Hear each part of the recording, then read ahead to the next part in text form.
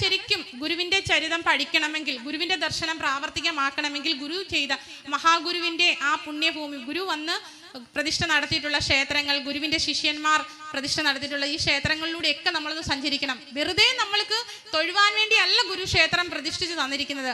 അപ്പം ഞാൻ പറഞ്ഞു വന്നത് ഈ പുളികുടി കല്യാണത്തെക്കുറിച്ചാണ്. ഈ പുളികുടി കല്യാണമൊക്കെ നിർത്തലാക്കുവാൻ വേണ്ടി ഞങ്ങൾ ഈ നാഗമ്പട ക്ഷേത്രത്തിൻ്റെ ചരിത്ര പ്രാധാന്യത്തെക്കുറിച്ച് അതിനൊരു ഗവേഷണം നടത്തിയപ്പോഴാണ് അന്ന്, അതായത് ഈ ക്ഷേത്രം ഉണ്ടാകുന്നതിന് മുമ്പ് തന്നെ നമ്മളുടെ ഓരോ ക്ഷേത്ര പ്രതിഷ്ഠകൾ എടുത്തു നോക്കിയാൽ ഇതിൻ്റെയൊക്കെ ഒരു സമാജം, അതായത് ഓരോ സഭകൾ കാണും. കുറേ ചെറുപ്പക്കാർ ചേർന്ന് അന്നത്തെ അവരുടെ ആ പ്രവർത്തനം നമ്മളൊന്ന് മനസ്സിലാക്കണം. കുറേ ചെറുപ്പക്കാർ ചേർന്ന് അന്ന് നമുക്ക് വഴി നടക്കുവാനോ സഞ്ചാര സ്വാതന്ത്ര്യം ക്ഷേത്രത്തിൽ പ്രവേശിക്കാനോ ഒന്നും സ്വാതന്ത്ര്യം ഇല്ലാതിരുന്നൊരു കാലത്ത്.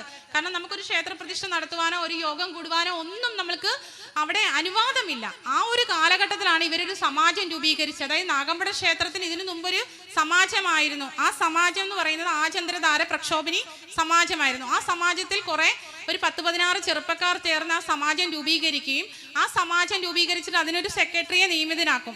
ആ സെക്രട്ടറിയുടെ നിയന്ത്രണത്തിൽ അങ്ങനെ ആ സമാജം രൂപീകരിച്ച് പിന്നീട് ഗുരുവിൻ്റെ അനുഗ്രഹത്താൽ ഗുരു വന്ന് അണഞ്ഞ ആ പുണ്യഭൂമി ഗുരുവിന് ഇഷ്ടമുള്ള സ്ഥലത്താ ഗുരു കൂടുതലും വരുന്നത്. അപ്പോൾ ആ സ്ഥലത്ത് ഗുരുവിനോട് അനുവാദം ചോദിച്ച് ക്ഷേത്ര പ്രതിഷ്ഠ നടത്തുക. അപ്പോൾ ഇവരുടെ ഈ സമാജത്തിലുള്ളവരുടെ ഒരു ചരിത്രം എടുത്ത് പരിശോധിച്ചപ്പോൾ അവിടെ നമുക്ക് കാണുവാൻ കഴിഞ്ഞത് അന്നത്തെ ആചന്ദ്രധാര പ്രക്ഷോഭിനി സഭയുടെ ജനറൽ സെക്രട്ടറി എന്ന് പറയുന്നത് കെ ശംഖുവാണ്. ശംഖു എന്ന് പറയുന്നത്, അതായത് കുളങ്കര വീട്ടിലെ. അപ്പം ഇദ്ദേഹത്തിൻ്റെ പ്രിയ പത്നിയായ കുഞ്ഞമ്മണി ശംഖു എന്ന് പറയും. ആ കുഞ്ഞമ്മണി ശംഖു തൻ്റെ അതായത് തൻ്റെ പ്രിയതമ്മൻ്റെ കാര്യം പത്രത്തിൽ ഒരു റിപ്പോർട്ട് കൊടുത്തത് ഞങ്ങൾക്ക് പ്രമുഖ പത്രമാധ്യമങ്ങളിൽ നിന്ന് ആ റിപ്പോർട്ട് എടുക്കുവാൻ കഴിഞ്ഞു. അതിനകത്ത് എഴുതിയിരിക്കുകയാണ്, തനിക്ക് തൻ്റെ ഗർഭാവസ്ഥയിൽ പുളികുടി കല്യാണം, അതായത് ഈ പുളികുടി നിർബന്ധമുള്ള ഒരു ചടങ്ങാണ്. ആ ചടങ്ങ് നടന്നപ്പോൾ ഈ ശംഖു എന്ന് പറയുന്ന അദ്ദേഹം അതിനെ ശക്തമായിട്ട് എതിർക്കുകയാണ്. ഇത് ഇങ്ങനെ ഒരു ചടങ്ങ് നടത്തണ്ട എന്ന് പറഞ്ഞ്. അത് മഹാഗുരു എന്താണ് ആഗ്രഹിച്ചത്? ഇങ്ങനെ ചടങ്ങുകൾ നമ്മൾക്ക് വേണ്ട. എന്തിനാണ് ഈ പുളികൂടി നമ്മളെ നടത്തുന്നത്? നമ്മളുടെ ബുദ്ധി കെട്ടുപോകാൻ. അതുകൊണ്ടല്ലേ നമ്മളുടെ സമുദായത്തിൽ എന്തുകൊണ്ടാണ് നമ്മളുടെ ഈഴവനാദി പിന്നോക്ക വിഭാഗങ്ങളിലൊന്നും വലിയ തുഞ്ചന്മാരും കുഞ്ചന്മാരും ഒക്കെ ഉണ്ടാകാതെ പോയിരുന്നത്? ബുദ്ധി കെട്ടുപോകുവാൻ വേണ്ടി പുളികുടി കല്യാണം ഒക്കെ നടക്കും. ഇതിനെയൊക്കെ ശക്തമായിട്ട് ഗുരുവിൻ്റെ ശിഷ്യന്മാരും എതിർത്തിട്ടുണ്ടെന്ന് നമ്മൾ ഈ ചരിത്രം പഠിക്കുമ്പോഴാണ് മനസ്സിലാക്കുന്നത്. പക്ഷേ ഈ ചരിത്ര രേഖകളെല്ലാം പ്രമുഖമായ പത്രമാധ്യമങ്ങളിലൊക്കെ കെട്ടിക്കിടപ്പുണ്ടെങ്കിൽ അവർ പുറത്ത് കാണിക്കത്തില്ല. എന്തുകൊണ്ടാണ്? ആ ചരിത്രം ഇറങ്ങി വരുമ്പോൾ എന്താണ് സംഭവിക്കുന്നത്? ഈ ശ്രീനാരായണ ധർമ്മ പരിപാലന യോഗ ചരിത്രം മാറ്റി വെച്ച് കഴിഞ്ഞാൽ കേരള ചരിത്രം പരിമിതമേ ഉള്ള സത്യം എല്ലാവരും മനസ്സിലാക്കും. അത് നമുക്കാണ് മനസ്സിലാകാതെ ഇരിക്കുന്നത്, മറ്റുള്ളവർക്ക് അറിയാം. പക്ഷെ ഈ ചരിത്രം നമ്മൾ അറിയണം, നമ്മുടെ തലമുറകൾ അറിയണം.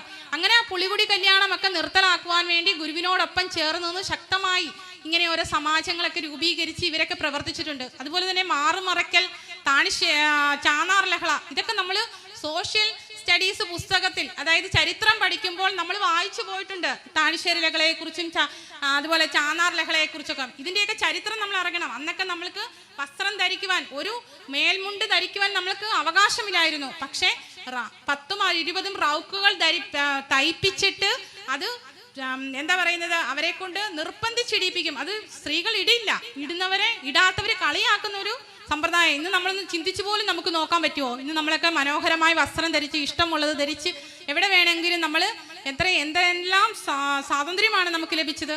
അപ്പോൾ അന്നത്തെ ആ ഒരു സാഹചര്യം നമ്മൾ ചിന്തിച്ചു നോക്കേണ്ടതാണ്, നമ്മുടെ മുൻ തലമുറകൾ അനുഭവിച്ച ആ യാതനകൾ. അപ്പോൾ ഞാൻ പറഞ്ഞു വന്നത്, നമ്മളുടെ ഓരോ ക്ഷേത്ര പ്രതിഷ്ഠയ്ക്ക് പിന്നിലും ഓരോ സമാജങ്ങളൊക്കെ ഉണ്ടായിരുന്നു. ആ സഭയിലുള്ളവരൊക്കെ ഒരുപാട് ത്യാഗോജ്വലമായ പ്രവർത്തനങ്ങൾ കാഴ്ചവെച്ചതിന് ശേഷം മഹാഗുരുവിൻ്റെ അനുഗ്രഹത്തോടെ ആ ഗുരുവിൻ്റെ ദർശനം ഉൾക്കൊണ്ടുകൊണ്ട് അത് പ്രാവർത്തികമാക്കുവാൻ ശ്രമിച്ചവരാണ്. അങ്ങനെ ഗുരു ഓരോ ക്ഷേത്ര പ്രതിഷ്ഠ നൽകുമ്പോഴും ഗുരുവിന് ഓരോ ലക്ഷ്യങ്ങൾ ഉണ്ടായിരുന്നു.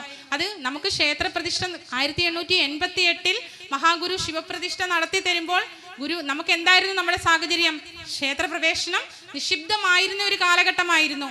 ക്ഷേത്രത്തിൽ പ്രവേശിക്കുവാൻ നമുക്ക് അവകാശമില്ലാതിരുന്നൊരു കാലഘട്ടത്തിൽ കുളിക്കുവാൻ വരെ നമ്മൾക്ക് കാണിച്ചു തരികയായിരുന്നു. ആരാധനാ സ്വാതന്ത്ര്യവും എല്ലാം നമുക്ക് കാണിച്ചു തന്നത് 1888 ശേഷമാണ്. നമ്മൾ ഭഗവാനെ, അതായത് ക്ഷേത്രത്തിൽ പോയി നമുക്ക് സ്വാതന്ത്ര്യത്തോടെ നമ്മളുടെ കാര്യങ്ങൾ പറയുവാനും പ്രാർത്ഥിക്കുവാനും സാധിച്ചത്, ഇല്ലേ? പിന്നീട് 1936 ക്ഷേത്ര പ്രവേശന വിളംബരം വരുന്നത് എപ്പോഴാണ്?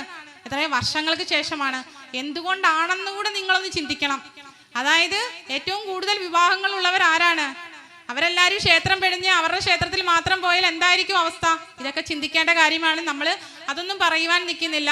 എന്തായാലും നമുക്ക് മഹാഗുരു ആണ് ഈ അനുഗ്രഹം എല്ലാം തന്നത്. സ്വന്തമായിട്ട് നമ്മൾക്ക് ക്ഷേത്രം ഉണ്ടാക്കി തരികയും ക്ഷേത്ര പ്രതിഷ്ഠ നടത്തി തരികയും അതിലൂടെ ആരാധനാ സ്വാതന്ത്ര്യവും നമുക്ക് ശുചിത്വം വരെ എങ്ങനെയാണ് നമ്മൾ ശുചിത്വം ആചരിക്കേണ്ടത്, അത് പാലിക്കേണ്ടതെന്ന് നമ്മളെ പഠിപ്പിച്ചു തന്നത് നമ്മുടെ ഗുരുവും ഗുരുവിൻ്റെ ശിഷ്യോത്തന്മാരും ഒക്കെയാണെന്ന് നാം മനസ്സിലാക്കിയിരിക്കണം. അതുപോലെ തന്നെ ഗുരുവിൻ്റെ ഓരോ പ്രതിഷ്ഠയോടനുബന്ധിച്ച് ഗുരു ഓരോ കൃതികൾ നമ്മൾക്ക് എഴുതി തരുന്നുണ്ട്. കോലത്തുകര ക്ഷേത്രം നിങ്ങളെല്ലാവരും കേട്ടിട്ടുണ്ട്. കോലത്തുകര ക്ഷേത്രത്തെക്കുറിച്ച് കേൾക്കുമ്പോൾ കോലതീരശസ്തവം എന്ന് പറഞ്ഞ കൃതിയും നിങ്ങൾക്ക് ഏവർക്കും അറിയാം അല്ലേ? കോലതീരശസ്തവം എന്ന് പറഞ്ഞാൽ, അതായത് കോലം എന്ന് പറഞ്ഞാൽ മനുഷ്യന്റെ ശരീരം, തീരം നമ്മൾ തീരത്തടുക്കുക. നമ്മളൊരു ജീവിതത്തിൻ്റെ, ഒരു മനുഷ്യൻ അവൻ്റെ ജീവിതത്തിൻ്റെ കരക്കെത്തുക, അതായത് ഒരു തീരത്തെത്തുക എന്ന് പറഞ്ഞാൽ ഒരു ജീവിതത്തിൽ നല്ല ലക്ഷ്യങ്ങളോടുകൂടി നമ്മൾ നല്ലതായിട്ട് ജീവിക്കുവാൻ വേണ്ട കാര്യങ്ങളാണ് ആ കൃതിക്കകത്ത്. ഒരു പ്രതിഷ്ഠ നടത്തിയിട്ട് ഗുരു ഒരു കൃതി തന്നെ എഴുതി തരുവാണ്. നമുക്കറിയാം, നമ്മളൊക്കെ ആ കൊറോണയൊക്കെ വന്നു നിന്ന് മാസ്ക് ധരിച്ച് മാസ്കായി നമ്മളുടെ വീടുകളിലൊക്കെ ഇരുന്നപ്പോൾ നമ്മളെല്ലാവരും പ്രാർത്ഥിച്ച് പാടുകയൊക്കെ, ലോക്ക്ഡൗൺ ആയിട്ട് നമുക്ക് വെളിയിൽ ഇറങ്ങാൻ മേലാതെ നമ്മളുടെ സഹോദരങ്ങൾ, അതായത് നമുക്ക് ഒരുപാട് ദുഃഖങ്ങൾ ഉണ്ടായ ആ നിമിഷങ്ങളാണ് അല്ലേ? ഒരുപാട് പേര്, ആ പ്രായമാകാത്തവരും പ്രായമായവരും ഒക്കെ ഒരുപാട് പേര് മരണമടഞ്ഞു പോകും. ഇപ്പോൾ നമ്മളൊക്കെ ചൊല്ലിയൊരു പ്രാർത്ഥനയാണത്. കോലതീശോത്സവത്തിനകത്ത് പറയുന്നുണ്ട്, രോഗാദികളെല്ലാം ഒഴിവാക്കിയിടുക വേണം, ഹേ കാമത കാമാന്തക കാരുണ്യപയോധേ.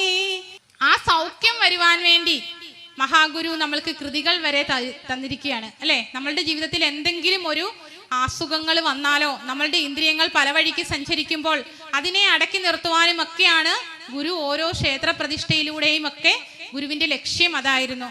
അതുപോലെ തന്നെ ഗുരുവിൻ്റെ ഓരോ കൃതികൾ നമ്മൾ എടുത്തു വെച്ച് പരിശോധിക്കുമ്പോൾ ആ കൃതിയിലൂടെ എല്ലാം നമ്മളോട് എന്താണ് പറഞ്ഞു തരുന്നത് ഒന്ന് ചിന്തിച്ചു നോക്കണം. ആ കൃതിയുടെ ഓരോ കൃതിയുടെയും ഓരോ തലക്കെട്ട് കാണുമ്പോൾ തന്നെ നമ്മൾക്കറിയാം ഇന്ന കൃതിയാണ്, ആ കൃതി എത്ര പദ്യമുണ്ടെന്ന് വരെ അല്ലെ? വേറെ ആർക്കെങ്കിലും അങ്ങനെ എഴുതി തരുവാൻ സാധിച്ചിട്ടുണ്ടോ? ആ കൃതിയിലെല്ലാം നമ്മളോട് പറയുന്നത്, അതായത് ഒരു വിനായകാഷ്ടകം എന്ന കൃതി വിനായകനെ സ്തുതിച്ചുകൊണ്ട് 8 പദ്യങ്ങളാണ്. ഒരുപക്ഷെ ഗുരു ആ ഒരു തലക്കെട്ട് കൊടുക്കുമ്പോൾ തന്നെ നമ്മൾക്ക് ഊഹിക്കാം, വേറൊരാൾ 4 വരി അതിന്റെ താഴെയിലോട്ട് എഴുതിയാൽ അത് വിനായക അഷ്ടകമായി മാറുമോ? ഇല്ല.